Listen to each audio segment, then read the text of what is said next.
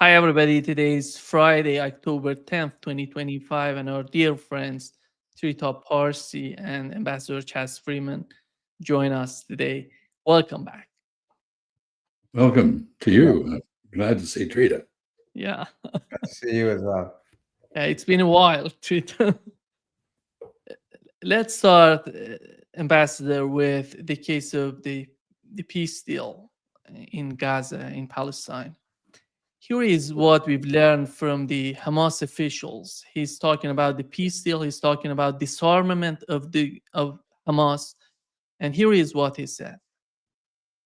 We believe and we hope that President Trump continue to interfere personally and to exercise the maximum pressure of on Netanyahu to fulfill its obligation, first as according to the deal, and second according to the international law as an occupying power.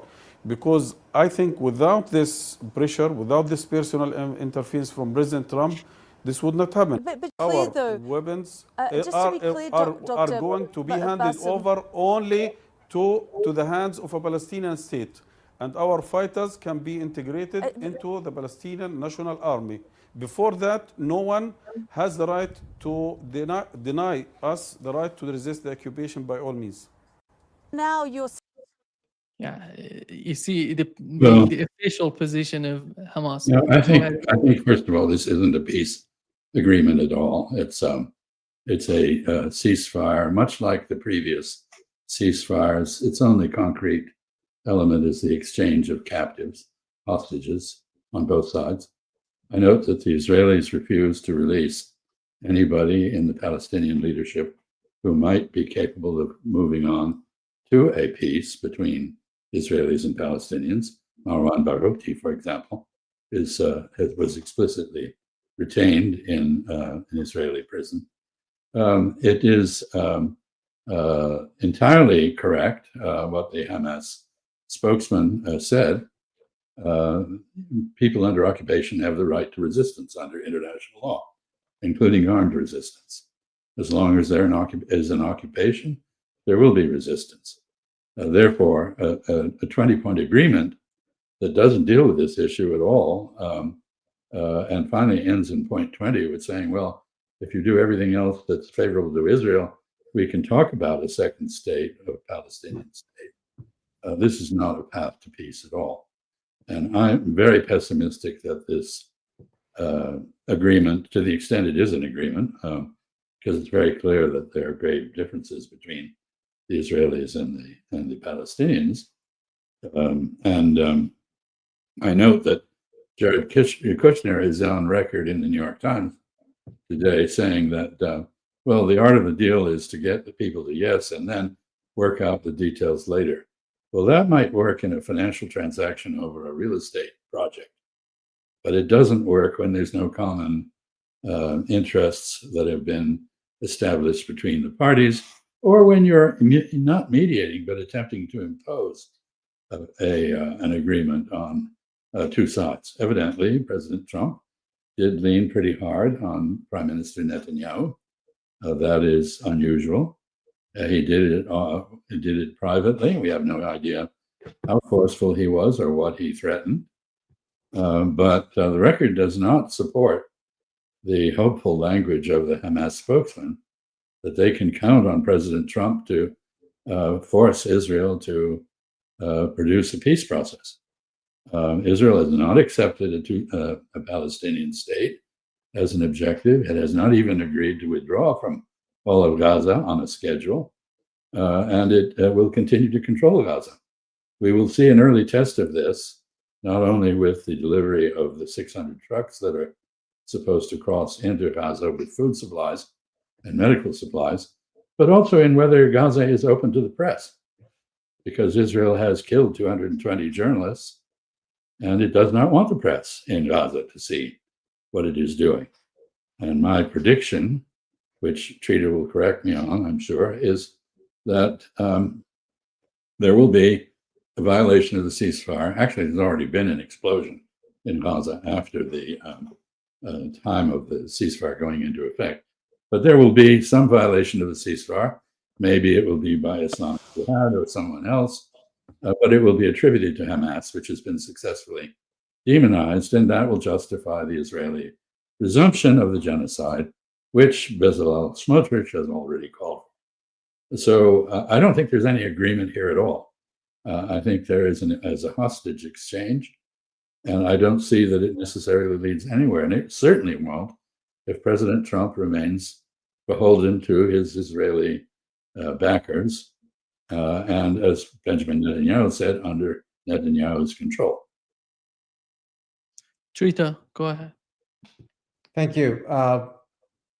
I think, Chaz, your skepticism is quite warranted.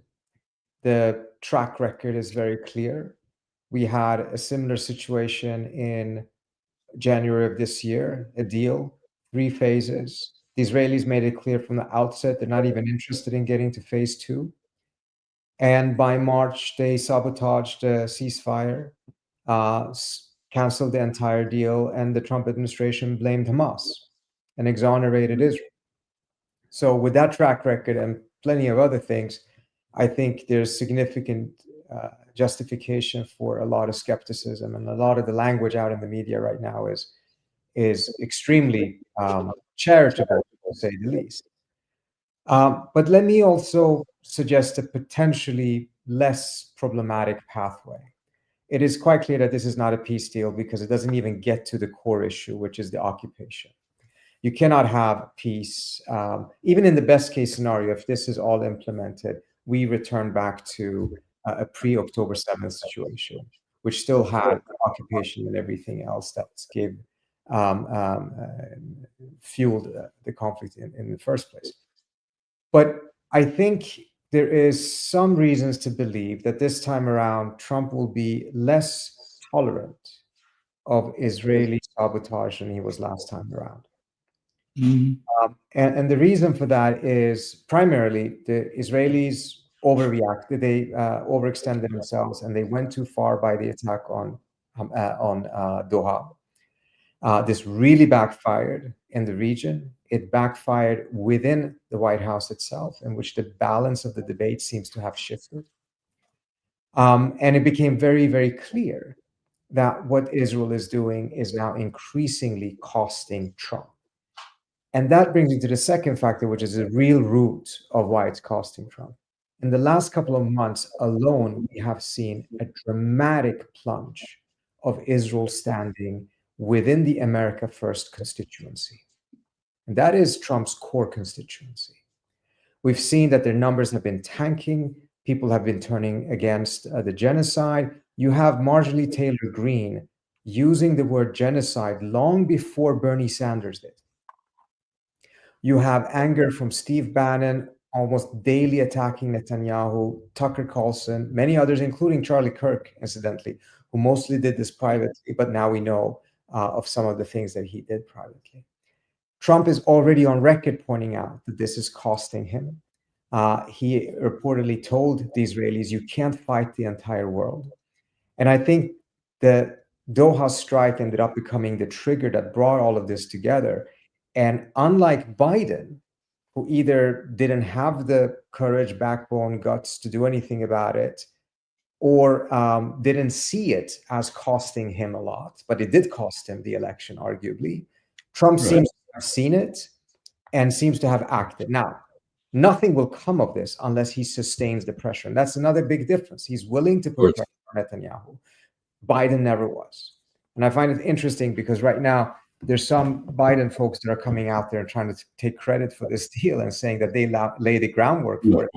They lay the groundwork for the genocide. If you want to take credit for the deal, you have to take credit for the disaster that they also brought about here. But the key difference of the ingredients is that, yes, they may have worked on a plan that is very similar to what this ended up being. But the key ingredients that makes it happen is the willingness to put pressure on Netanyahu. And we never saw that under Biden. And we only seen that temporarily, episodically under Trump. And for this to actually work, it needs to be consistent and it needs to be sustained. We have not seen that yet. So again, reason for skepticism. But reason for optimism is this is now costing Trump. And he is acting in his own self-interest or how he perceives it in a way that he is not willing to sacrifice it for the sake of Netanyahu or for the Israelis. Now, having said all of this, I think we also have to recognize that even if all of this happens, but they don't go for something that actually does address the occupation, then it's just bringing us back to pre-October 7. It's not a peace deal in that. It's not a peace deal to go back to October 6 in any way, shape, or form. But this is nevertheless a necessary step to get a ceasefire and make sure the ceasefire ends up becoming permanent before we can address any of those other issues. So even right after the ceasefire agreement, so-called, was reached, President Trump demanded that Israel stop bombing Gaza, and they didn't. They bombed right up to the last minute this morning, when or noon, I guess, in West Asia. And I note that we don't have to go back to the January hostage deal, which was aborted by the Israelis. Look at what's happened in Lebanon. Israel agreed to withdraw from Lebanon. It has not. Israel agreed to a ceasefire. It has violated that ceasefire 4,600 times. It has struck UN facilities. It has struck Lebanese of all sorts. There is no reason to believe that Israel will behave differently, given the fact that its objective remains the removal of all Palestinians, or as many as possible, from Palestine. Let me talk about, briefly, take a little bit of issue with you, Trita, on the question of the domestic political base for Trump's support of Israel. It is true that various online media personalities, Tucker Carlson and so on, and one or two members of Congress like Marjorie Taylor Greene, have come out and attacked him for his subservience to Israel, on basically the same grounds that this is humiliating for an American patriot and nationalist. He doesn't seem to pay any attention to that. I'm not sure that he will pay attention to it, because the counterforces to that are in motion. I believe there's been a $145 million investment made in the manipulation of social media by the Israeli Strategic Affairs Ministry. We see the purchase of TikTok by Zionist billionaires who propose to alter the algorithm to be favorable to Israel and to block any adverse information about it. I don't know whether they can do that technically or not, but that's the objective. These are signs of a fairly desperate Israeli recognition that they are losing the public relations battle in the United States. They are losing the support of the great external power that they require to survive, and they have to do something about it, and they're trying very hard. So I suspect any effort that Donald Trump, or any inclination that he has to lean heavily on the Israelis, will be strongly countered by his donors and other people to whom he is beholden. And I note that the two negotiators here, Jared Kushner and Stephen Witkoff, are both Zionists, that there was no consultation with any Palestinian at all, not even the Palestinian Authority, which is a subcontractor of the occupation, about Palestinian interests.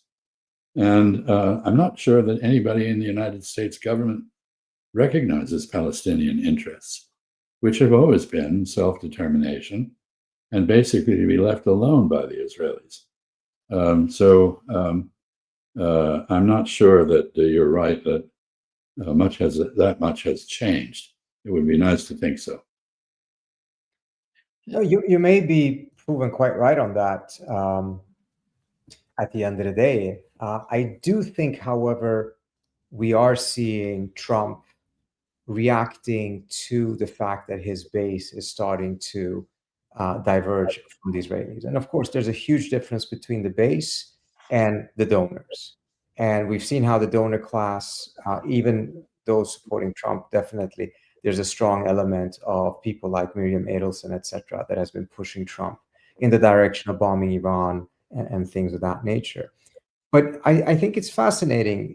You take a look at it. He told one of those donors in end of July, he told them, "My people are starting to hate you."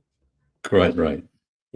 So I mean, there's a recognition on his end that this is a challenge for him. Right. He told Sean Hannity that he had told Netanyahu, "You can't keep on fighting the entire world all the time," which I think the implicit message is, I can help and protect you while you choose to fight the world all the time. That this is becoming a cost on him. And again, that doesn't mean that he takes this step in this direction and then he won't be pushed back in the opposite direction. So you absolutely may be proven quite right.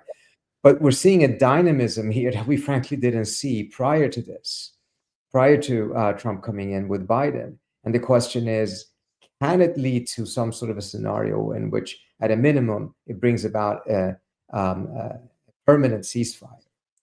And whether he will end up going all the way towards a real peace, of course, we should have very, very modest expectations about. But ending this war, ending this slaughter, ending this genocide, not because there's any particular compassion for the Palestinians, but because it's starting to hurt his self-interest, I think it should not be completely discounted. I think you have a very good point. There is a domestic political cycle as well, which is connected to the dependence on donors. We have a midterm election coming up next year. And then President Trump, both for constitutional reasons and pretty obviously for physical reasons and mental reasons, is not going to be able to run again. So that picture will change. And maybe that will give him the freedom he has lacked to forcefully confront the Israelis. So that's a possibility.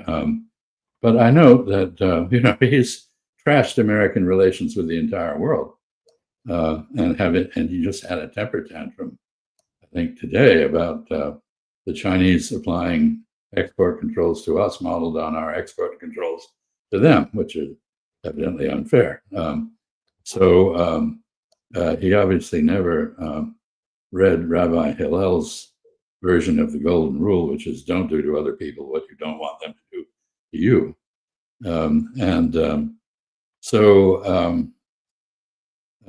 This is in a broader context.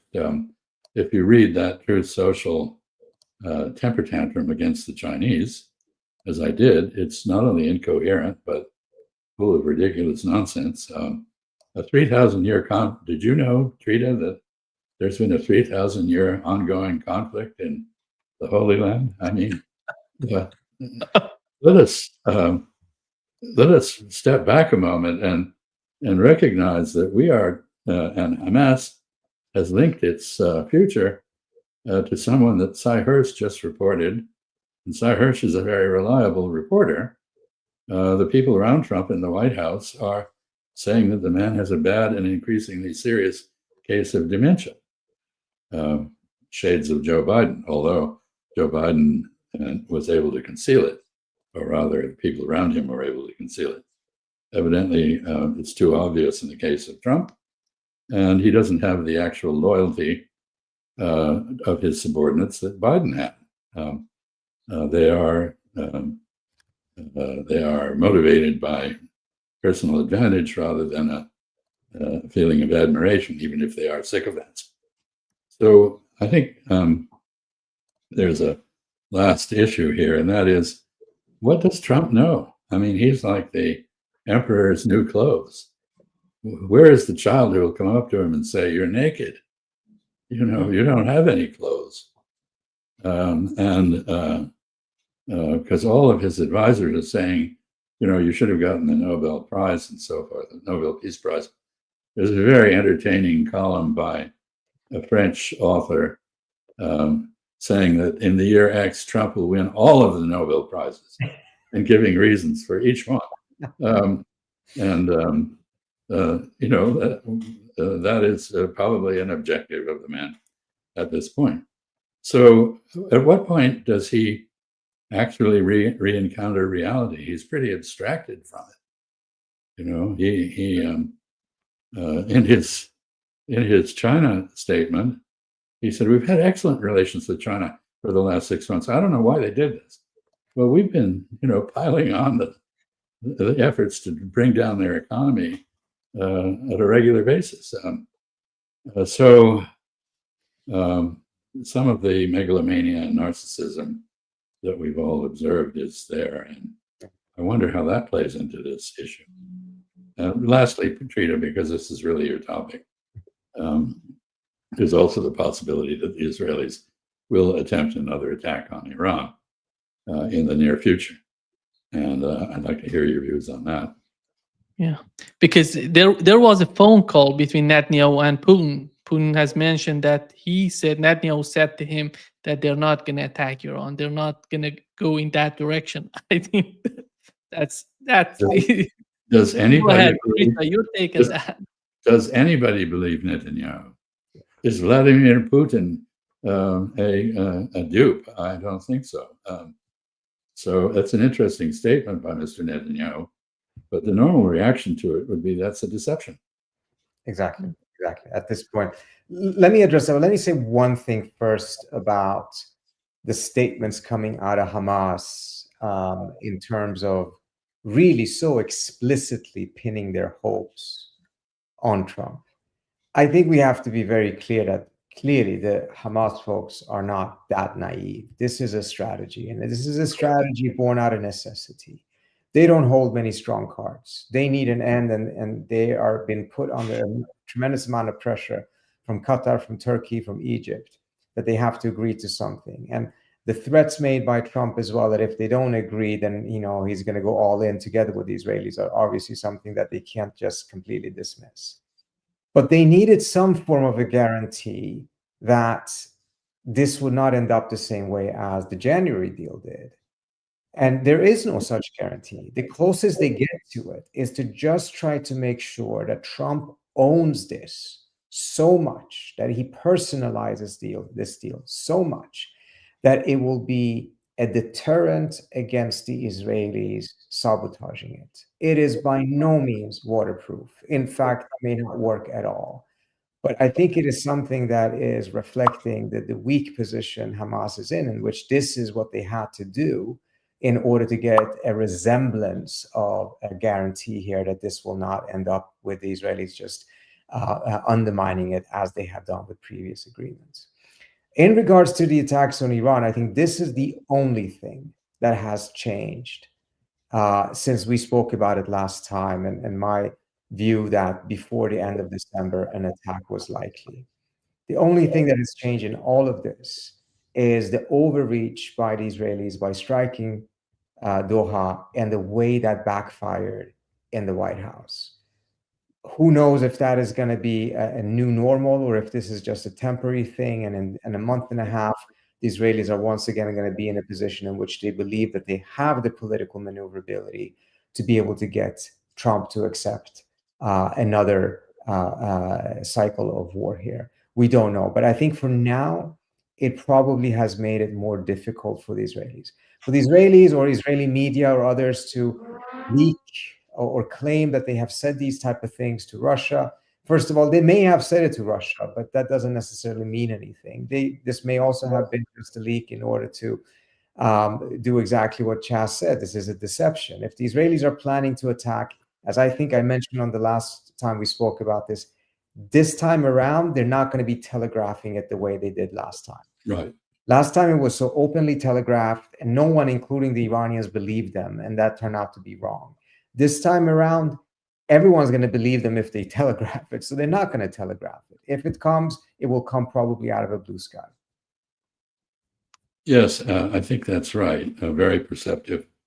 And I would just say that there's another factor here, which you have spoken of frequently, and that is that the Iranian missile capability, which now extends to an apparent test of an ICBM, obviously aimed at us, learning from North Korea that the only answer to national security, if you're attacked, if you are under the gun of someone backed by the United States, is to be able to hurt the United States directly. But the point here is that the Iranian technical capabilities in the area of cruise and ballistic missiles and drones are quite formidable. And they held back quite a bit in the last round. I don't think they'll hold back this time. And the Israelis must be aware that if they attack Iran, they, under almost all foreseeable circumstances, they will suffer a terrible reprisal, which affects their civilian population at least as much as it does their military. So that is a factor, another factor here.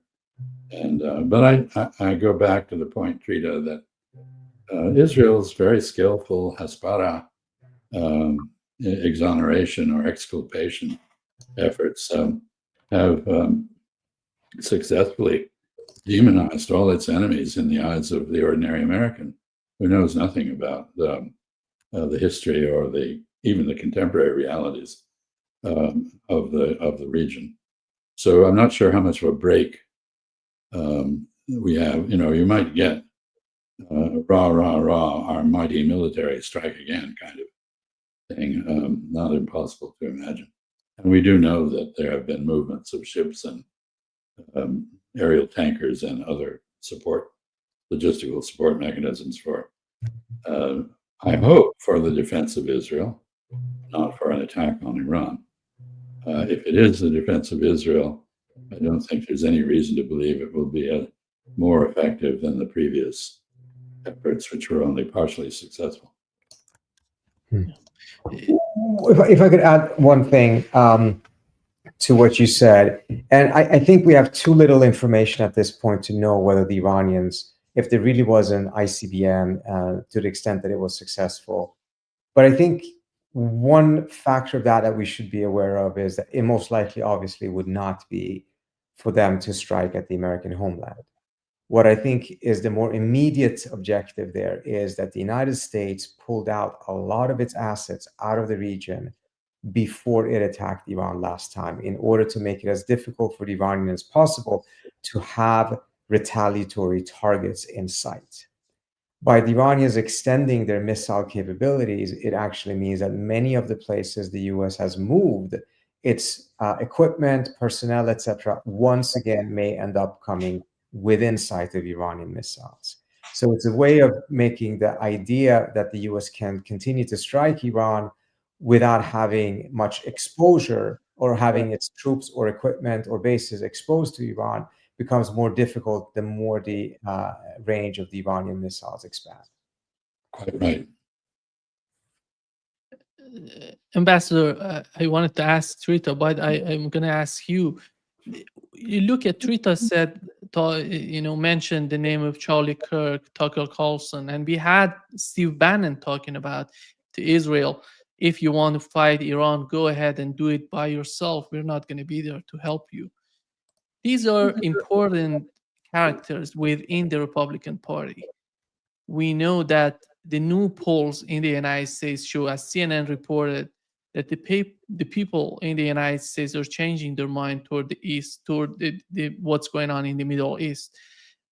And Charlie Kirk was one of the, as Tucker Carlson mentioned, before all this insanity happening between the United States and Israel on one part and Iran on the other side, he tried to somehow communicate that they're not going to support the president of the United States in attacking Iran.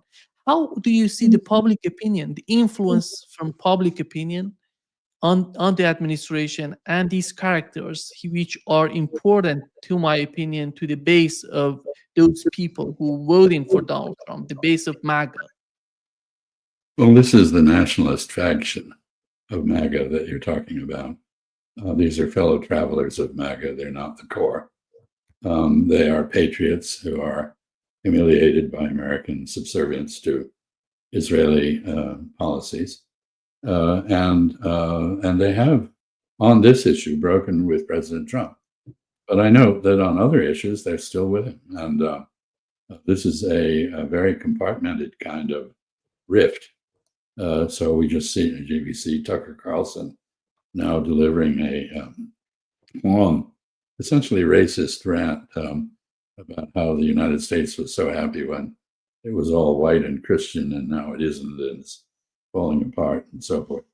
And that is very MAGA. It's not consistent with the nationalist stance of the others. And I note that their opposition to the first strike by Americans on Iran was ineffectual. It did not persuade President Trump not to do it.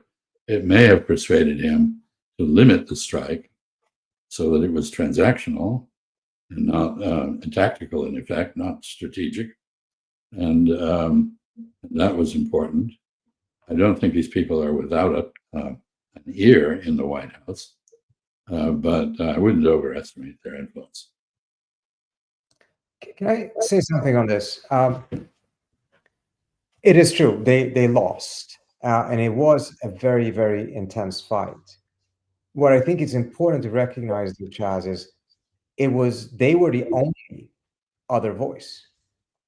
The voice that the White House essentially was listening to was either the Rubio, neocon, those elements, and on the other side was this other crowd, the restrainers, some America First, who were fighting against this. That was the only ones. Right. No one else really mattered. The Democratic establishment, obviously, this administration couldn't care less about them or those movements. So this is the only other force that currently exists within the configuration of Washington's politics right now to push back against it. I personally do think that the final outcome was one in which the White House and the chief of staff at the White House essentially tried to slice the baby, split the baby, and give each side something, but not give any of them the full thing. Right. The Israel First crowd, the Israelis, that crowd wanted a full-scale war, complete involvement of the United States, not just a target against the nuclear facilities. The restrainers and the others didn't want to have any involvement at all, realizing that this would shape Trump's subsequent choices in a negative way, undermine the prospects of getting a deal, constantly being at the mercy of whether the Israelis were going to start the war again or not. They didn't get what they wanted, but it ended up just being a limited strike that the White House tried to then use to end the war. Had it not been for this other force, then we would have probably been in a much, much worse situation than we are right now. For the last couple of months, that crowd has been on the retreat.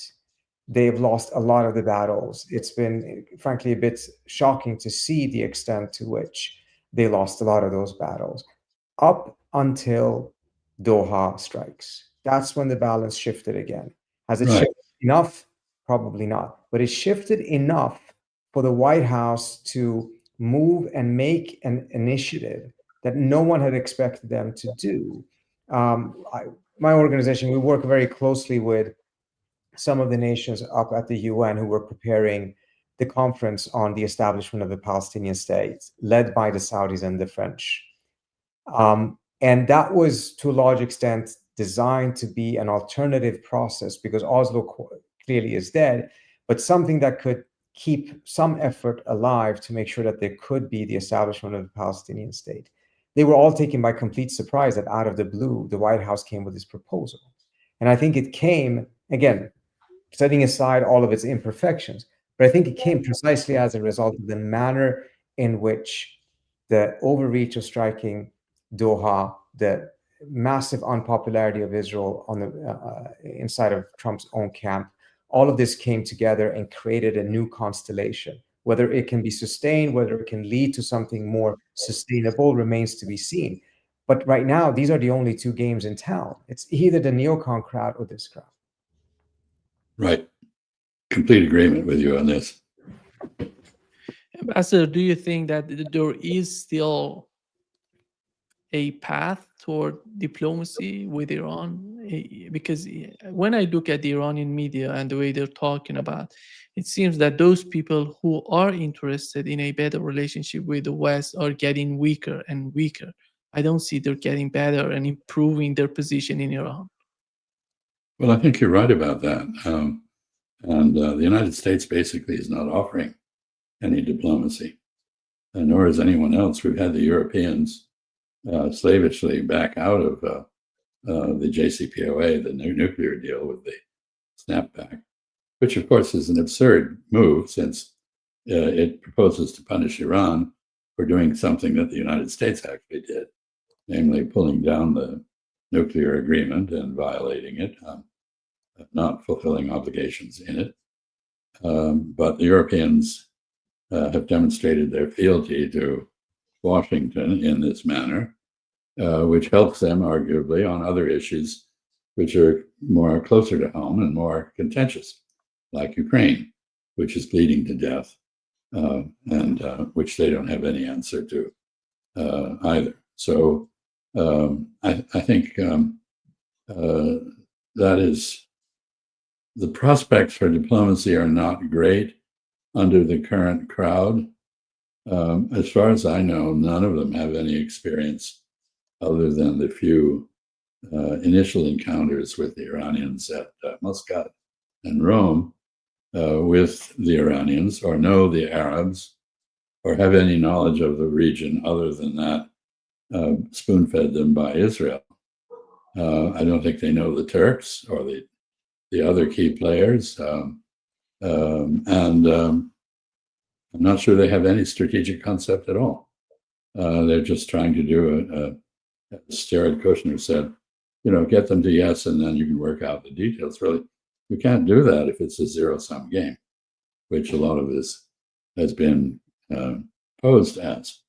I mean, the trick is to take the zero-sum game and overturn it and make it into something where both sides can gain. I don't see any evidence of imagination on that level in those who might be involved in diplomacy with Iran. Trita, is the situation of Iran with the West, with the United States, is forcing Iran to the east, and how far they would go to the east? Thank you, Nima. So yes, I mean, you're quite right. The debate in Iran has shifted dramatically, and perhaps understandably so. This was the most flexible position I've ever seen the Iranians taking in terms of negotiations.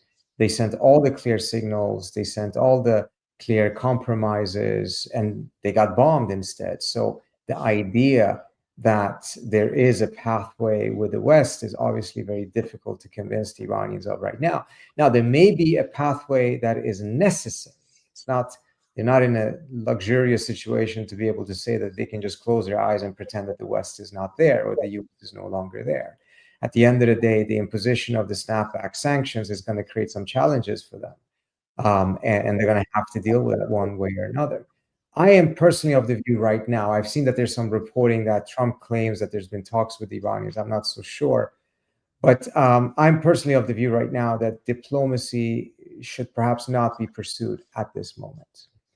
And the reason for that is that I think the White House and the president right now is of the view that the Iranians are so weak that they have no choice but to capitulate. And the only interest he has in negotiations is to essentially get their capitulation on paper. And I think that's a dramatic misread of the situation. The Iranians are not going to capitulate. That doesn't mean that they're in a good position or that they're not in a very, very precarious position. But capitulation is not an option, not on the nuclear issue or any of the other issues. So if you go to the table right now, and Trump's expectation is, well, either they capitulate or I will have to go back to military action. Well, under the current circumstances, they won't capitulate and they will essentially push Trump towards taking military action. So I think it's probably much better to pursue diplomacy in a couple of months after perhaps the White House has disabused itself of the view that the Iranians are going to capitulate. What we're seeing right now is maximum pressure 2.0 being put in place. And the White House is probably going to want to pursue that for another 9-12 months before they're even willing to reassess whether it is working or not. That would be my suspicion. And during this period, if you push for talks, you may inadvertently push yourself into a situation in which Trump concludes that his only option now left, because there's a lack of capitulation, is to take more military action. That's all true. And one has to remember the example of maximum pressure applied to Pyongyang, to North Korea, and what the results of that were. And I would say that Iran is a very proud civilizational state. It is not going to capitulate. Trump and his entourage miscalculate the balance of forces in the region. And while we're talking about this, we should pay attention to the fact that rapprochement between the Gulf Arabs and Iran continues, and between Egypt and Iran continues. And Iran has just apparently arranged an arms purchase from Turkey, which is a NATO ally, but rather independent one, in total disregard of the American effort to produce snapback sanctions on Iran. So, and let me just say on the snapback sanctions, the Chinese and the Russians have made it clear they don't regard the vote as legitimate for the reason that I mentioned, namely the perpetrator of the slaughter of the JCPOA was not Iran, it was the United States. And Iran does not deserve to be punished for having been the victim of an American mistake. So they will not respect this. Turkey obviously doesn't seem to want to respect it. I don't think the Gulf Arabs have any interest in respecting it. And therefore, I think you're right, Trita. This is not a ripe moment for diplomacy. And if you tried to get in there, the shock of discovering reality in discussions with the Iranians might indeed push Trump in the direction of the use of force. Trita, just to wrap up this session, do you think that Iran is in the process of somehow changing the grand strategy of the Islamic Republic of Iran toward the Arab states in the region? And how has that changed so far? I'm not so sure that it's changing. It's continuing on a path that was embarked upon already a couple of years ago. Right. Decision to invest more into the region, more into Russia and China as a way of insulating Iran from the pressure from the West. And the region is very, very important for a very simple reason. That's where the ability of the United States to interject any trade taking place that the US would view as in violation of US sanctions, even though US sanctions obviously are not law between Iran and Iraq. But nevertheless, that's where Iran still can trade without having the risk of seeing how the United States, by using the financial infrastructure of the world as an American tool, had been effective in stopping so much of Iran's trade with other countries. So the region is very important. It's going to be more important going forward than it was before. So I don't see a trajectory change, seeing an intensification of an existing strategy. Yeah. At the risk of being accused of unrealism, let me mention that sanctions not approved by the United Nations are illegal, have no standing. And therefore, the enforcement of such sanctions is entirely an instance of might make to right. And it has no persuasive power at all. It annoys, irks, it alienates others rather than entices them into support of the policy behind them. And finally, in terms of Persian Gulf relationships, the west and south side of the Persian Gulf is a tremendous source of capital and technological input. There's a natural complementarity there. Iran has a very clever, well-educated population, a strong labor force, and it's in desperate need of more capital inputs and technology inputs. So it won't get them just from China and Russia, it will get them across the Gulf, in my view, whatever the United States says. And that will, in turn, add strain to the U.S. relationship with the Gulf Cooperation Council countries. Yeah. Thank you so much, Ambassador Chas Freeman and Trita. Great pleasure to have you both on. Thank you so much for having us. Great pleasure to be with you and always with Chas, of course. Thank you. And Nima, I heard one of your children loudly acclaim something that Trita said before you cut the kid off. I agree with your kid. He's worth listening to. Thank you. Thank you. Bye. Bye.